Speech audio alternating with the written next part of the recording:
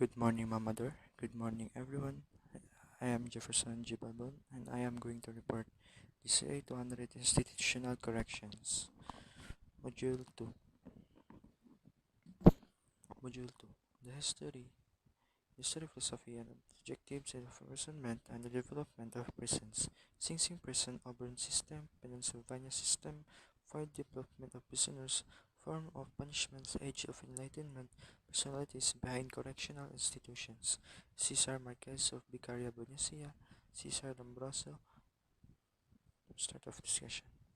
Sing Sing Prison. Alcohol and substance abuse treatment programs, anger management programs, educational vocational programs, family development programs, guidance and counseling services, library and law library services, educational programs, religious services, sex offender treatment programs, temporary release programs, trauma programs, transitional services programs, veteran services, volunteer services and programs. Sing Sing in Falls Sing Sing Correctional Facility, maximum security prison located in Ossining, New York, in use since 1826. It is one of the oldest penal institutions in the United States. It is also among the most well-known in the country, especially notable for its harsh conditions in 19th and 20th century. Sing Sing Prison on the Hudson River at Ossining, New York. Originally known as Mount Pleasant Prison, it was constructed in the village of Sing Sing on the east bank of Hudson River, some 30 miles 48 kilometers north of New York City. It was designed to provide additional prison space and to replace Newgate Prison. Construction was undertaken in 1825 by convict laborers under the supervision of Elam Lentz, warden of Auburn State Prison. He officially became head of the new prison when it opened in the 1826 to it was not completed until 1828. The initial facility had 800 cells. The prison population rose in the mid-19th century, resulting in more construction. The four-story complex was soon 6 stories, and the prison eventually housed more than 1,600 inmates. Because most of the early convicted criminals traveled by boat to Sing Sing, the phrase of paper to mean going to prison.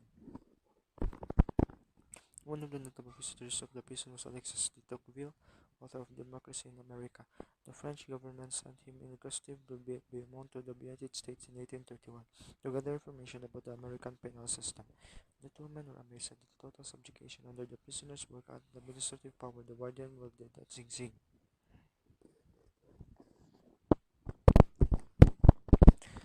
Lynch resigned as warden of Sing Sing in 1830 and returned to the Auburn in 1838. He was asked to leave the prison a year later after the death of a prisoner who was punished severely for feigning illness despite his record. Sing Sing rehired Lynch in 1843. Whipping and flogging were commonest punishments at Sing Sing. Frequently used was the Kaito-9 a quick whipping contraption whose lashes were often treated in the metal barbs.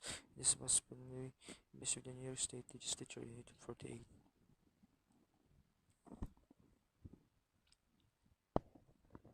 In addition, while Lynch was warden, inmates were expected to refrain from making noise, which included talking.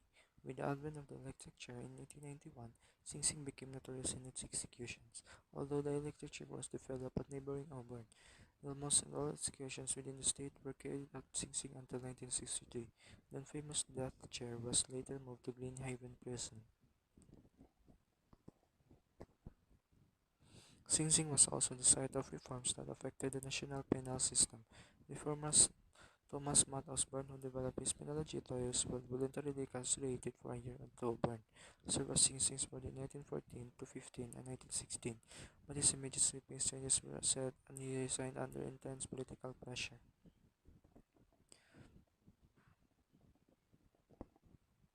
During his tenure, however, the first psychological work with inmates began.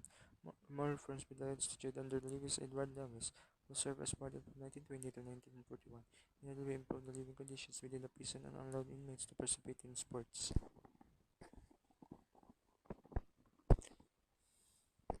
Thomas Matt Osborne, right, warden 1914 to 15 and 1916 of Sing Sing Prison, Library of Congress, Washington, D.C.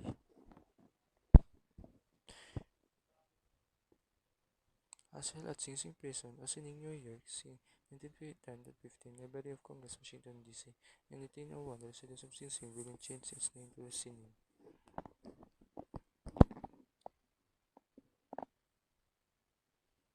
The reason why they changed it It is because they wanted to distance, if not disassociate, the town from notorious prison.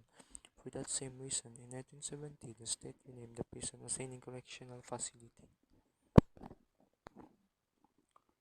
The Auburn's Prison, State Prison located in Auburn, New York, opened in 1816, established a disciplinary and administrative system based on silence, corporal punishment, and congregate labor. In agriculture and routine, Auburn became the model of prisons throughout the United States. In the early 19th century, many Americans believed that industrialization of dramatic demographic, economic, political upheavals, and conspired against the traditional controls of family, church, and community. From their perspective, these moral guardians could no longer adequately control disorder. This saw crime as the product of social chaos necessary to its eradication was a structured environment in which individuals could be separated from disorder of society and predation of one another. Their solution was to create the penitentiary, a new institution for reforming offenders and ultimately restoring social ability. Auburn originally used congregate cells, but in 1821, Warden William Brittain borrowed the concept of solitary cells for the so-called Pennsylvania system. Brittain designed a unique five-tiered cell block of two rows of single cells placed back-to-back in the center of the building. Cells measured only 3.5 feet, 1.6 meters wide, 7.5 feet, 2.3 meters long, and 7 feet, 2.1 meters high. Their space at outer walls lined with grated windows that provided indirect light and air.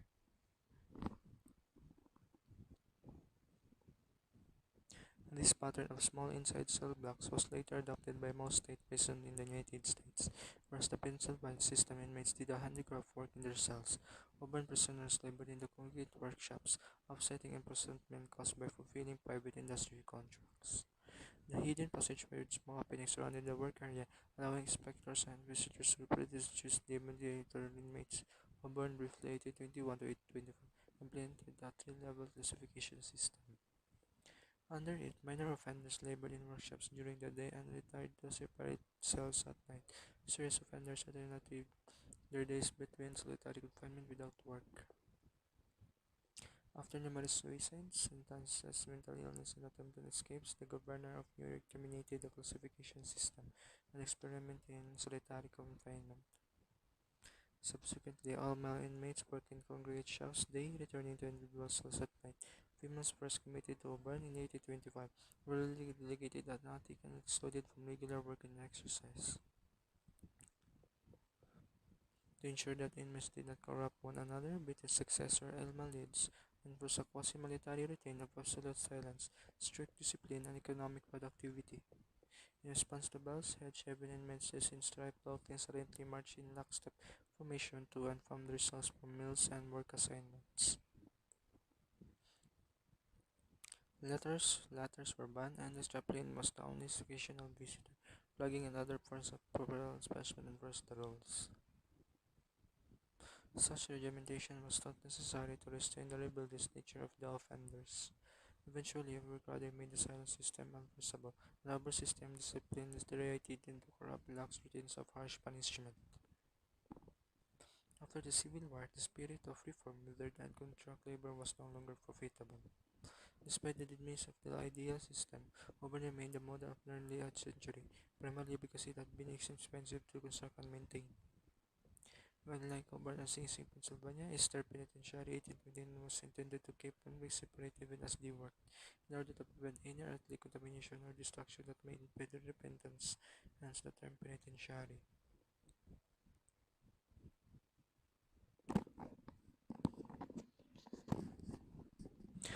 Located on Cherry Hill on the outskirts of Philadelphia, Austin represented one of the most imposing and expensive architecture in the United States to date, that contained innovations such as running water and flush toilets in all the cells. Although Beaumont and Tocqueville found incontestable that these isolation secures a prisoner from all the fatal contamination, they favored the more cost-effective Auburn plan, which seemed more likely to enable states to profit from convict labor. Pennsylvania system. Penal method based on the principle that solitary confinement fosters penitence and encourages reformation.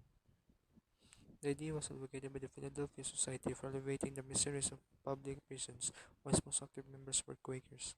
In 1829, the Eastern State Penitentiary, or Cherry Hill in Philadelphia, applied this so-called separate study. Prisoners were kept in solitary confinement in cells 16 feet high, nearly 12 feet long, and 7.5 feet wide, 2.9 by 3.7 by 2.3 meters. An exercise yard completely enclosed to prevent contact among prisoners was attached to each cell.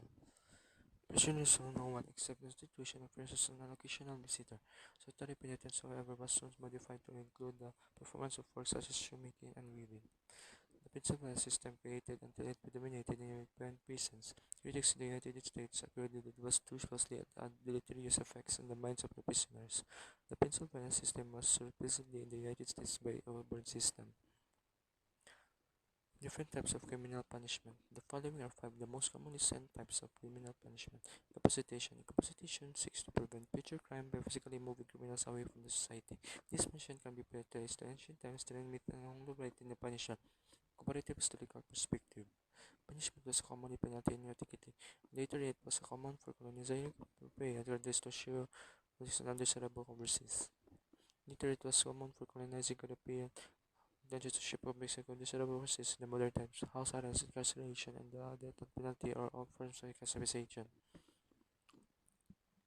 Findings by the Bureau of Justice Statistics (BGS) have brought the effectiveness of this method into question.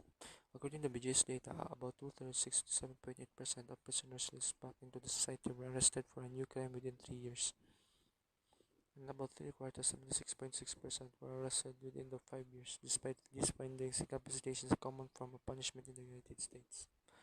Number 2, deterrence. The goal of deterrence is to persuade the citizens and possible the offenders or the offenders to conform the rules of law. Myth and Liu explain the four types of deterrence are generally recognized.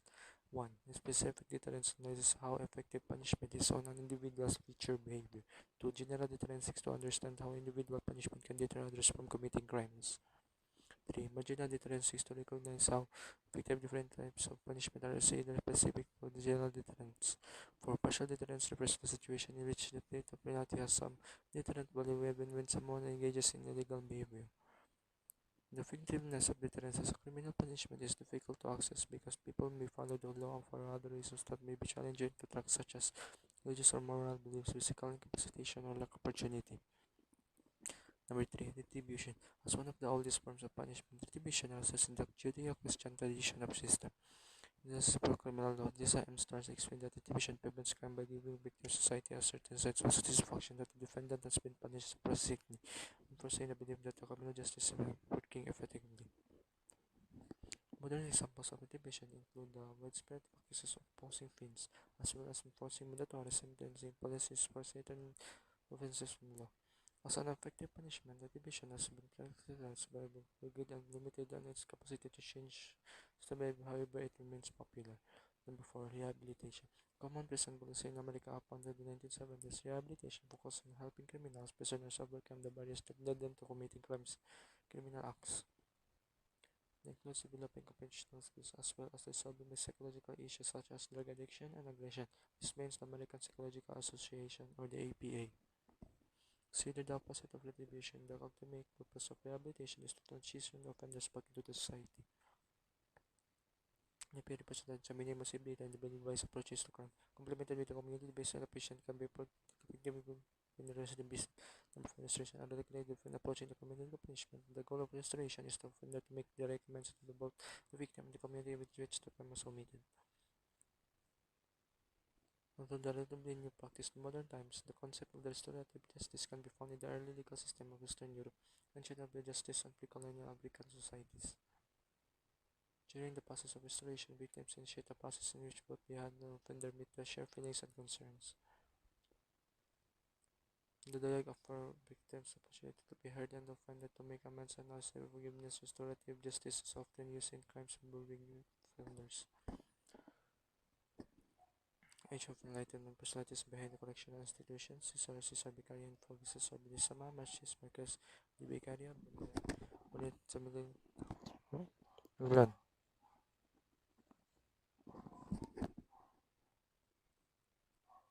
Italian criminologists and economists was debilitated. Dilipene was a celebrated volume in the reform of criminal justice. Beccaria was son of the Milanese aristocrat of modern means. From an early age, he displayed the essential traits of his character, a highly volatile temperament, resulted periods of enthusiasm followed by the depression and inactivity. He was reserved and somewhat conservative in his social contact but placed great value in his personal family relationships. At the age of 8, he was sent to the Jesuit school in Parma.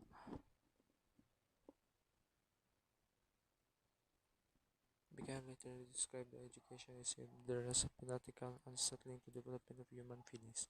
Although he revealed the mathematical aptitude a little in his student gave indication of the remarkable intellectual achievements that were soon to follow.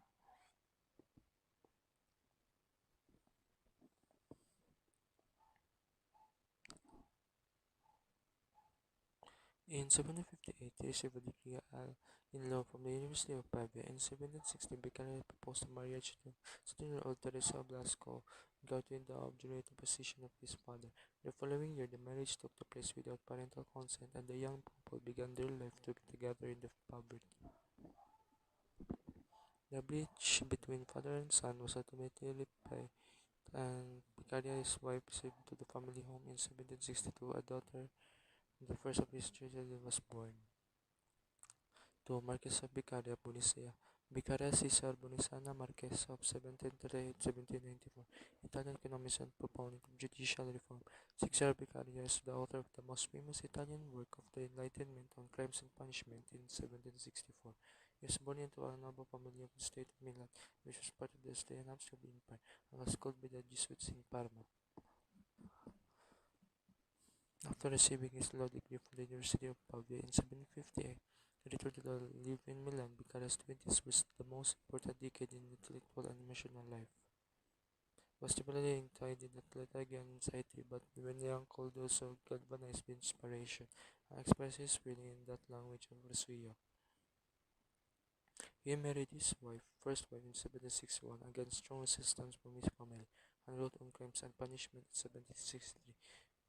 His friendship proved very other performance did not, however, last weaknesses in their eyes since it seemed to lose all of his vitality and society into a hurried and routine private life, which nevertheless allowed him to hold his middle connected at bay.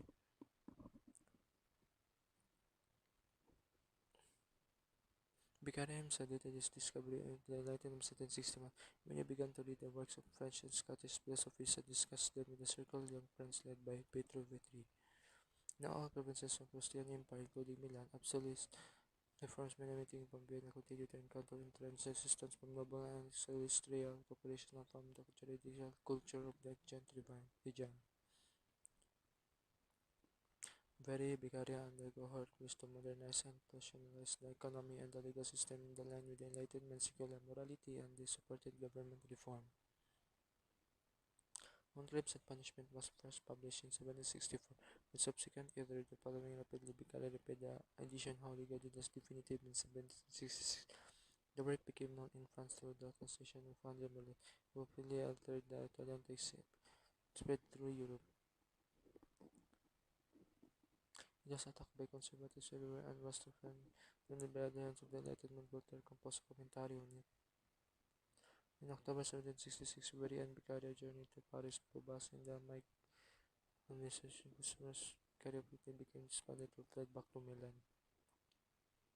Crimes and Punishment combines elements from the social contract theory and the Italian positions, touches on many aspects of law and justice in a rapid and passionate style, completely abjuring legal technicalities. Criminal law ought to state clearly that is forbidden and what the penalties are ought to be applied uniformly to all, with no room for discretion and penalty by juries and magistrates or gracious pardon from the sovereign. And that is all my report. That is all the end of the slide. And God bless us all. Thank you.